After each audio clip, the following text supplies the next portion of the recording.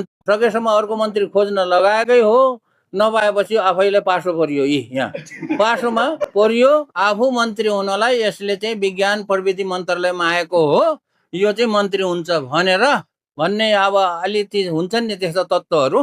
त्यस्ता तत्त्वहरूले आफू मन्त्री हुन भनिरहेको। मैले बारम्बार भनिरहेको छु, प्रधानमन्त्रीज्यूलाई पनि मैले भनेको थिएँ, राम्रो मन्त्री खोज्नुहोस्, एकदम युवा, अलिकति जोस जाँगर, युवा मात्र भएर जोस जाँगर मात्र भएर हुँदैन, यो विषय बुझेको, यसको महत्त्व बुझेको मान्छे चाहिँ लाई मन्त्री बनाउनुहोस्। सकेसम्म त्यस्तो मन्त्री खोज्नुहोस्। पाएन भने तपाईँ आफैले यो मन्त्रालय राख्नुपर्छ, प्रधानमन्त्रीले नै यो मन्त्रालय राख्नुपर्छ।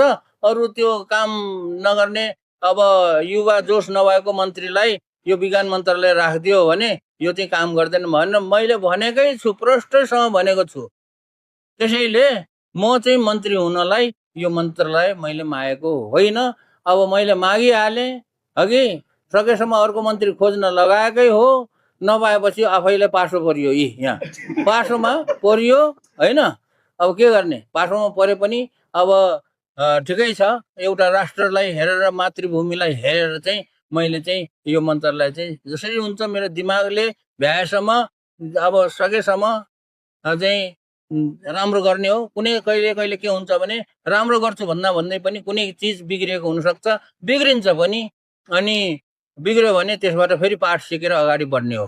र मैले युवाहरूलाई बारम्बार भनिरहेको कुरा के छ भने कुनै काम गर्नको लागि नडराऊ,